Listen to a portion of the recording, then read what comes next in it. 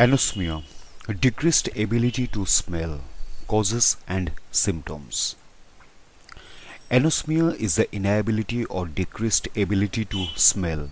It can be permanent or temporary, depending on the cause. In this video, we review the definition, symptoms and causes of anosmia, as well as how it may relate to COVID-19. We will also discuss how doctors may treat this condition. What is anosmia? Anosmia is the inability to smell. Some people have anosmia from birth, whereas others lose their ability to smell over time. Experts suggest that anosmia and hyposmia affect about 3 to 20% of the population. Hyposmia is a decreased ability to smell. Sometimes people call anosmia smell blindness. The condition may be permanent or temporary. Smell is a complex process that involves communication between the brain and nose. When a person sniffs an odor,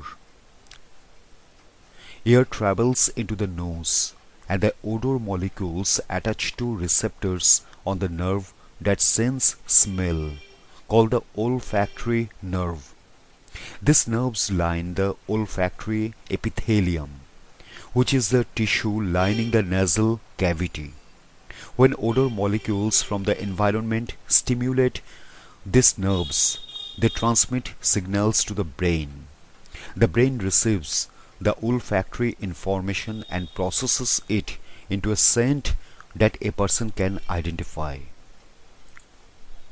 Signs and symptoms.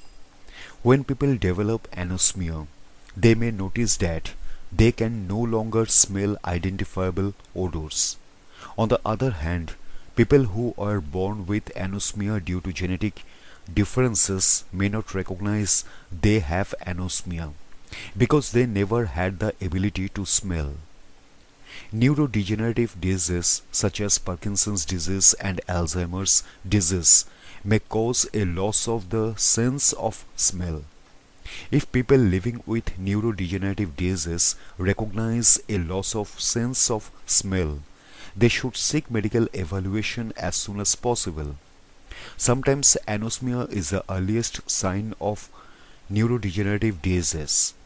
When a person can no longer smell, they are unable to sense warning odors in foods and the environment. People living with anosmia may experience a lower quality of life related to social interactions, eating, and feelings of well-being. Causes. Several factors may contribute to anosmia, including inherited anosmia, older age, chronic sinonasal diseases which affect the nasal cavity or the nasal sinuses, severe head injury, upper respiratory infections, neurodegenerative disease. Inherited anosmia. Some people may inherit anosmia, which means they have it from birth. Healthcare professionals refer to anosmia not associated with any other condition as isolated congenital anosmia or ICA. However, researchers have only identified 2 genes associated with in isolated congenital anosmia. Scientists need to do further research to find out more about the genetic basis for this condition. Aging. As people age, their sense of smell decreases. People may also lose the ability to discriminate between different smells. Experts suggest that possible reasons some older adults may lose their sense of smell include decreased nerve fibers and receptors in the olfactory valve, a part of the brain responsible for processing scent, loss of sensory cells in the nose, deterioration in the central nervous system, cognitive processing functions. Chronic sinonasal diseases. People with chronic sinonasal diseases may have one of two categories of disease: conductive or neurosensorial. Conductive sinonasal disease refers to conditions that affect airflow such as nasal polyps, sinonasal tumors, allergic rhinitis or hay fever, septal deviation. People with neurosensorial sinonasal disease may have damage or dysfunction along the nerve pathway between the nose and brain. Some conditions that can damage this pathway include upper respiratory viral illnesses and toxin inhalation. Upper respiratory infection may contribute to 43% of neurosensorial olfactory loss. Tumors can also cause neurosensorial anosmia.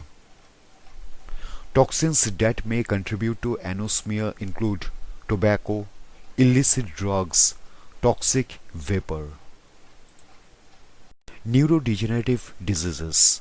Some neurodegenerative diseases that may cause anosmia or some degree of loss of smell include Parkinson's disease, Alzheimer's disease, Huntington's disease, amyotrophic lateral sclerosis. Idiopathic anosmia. Sometimes doctors are unsure why a person developed anosmia. This is known as idiopathic anosmia. Diagnosis. General health exams do not typically include olfactory or smell testing.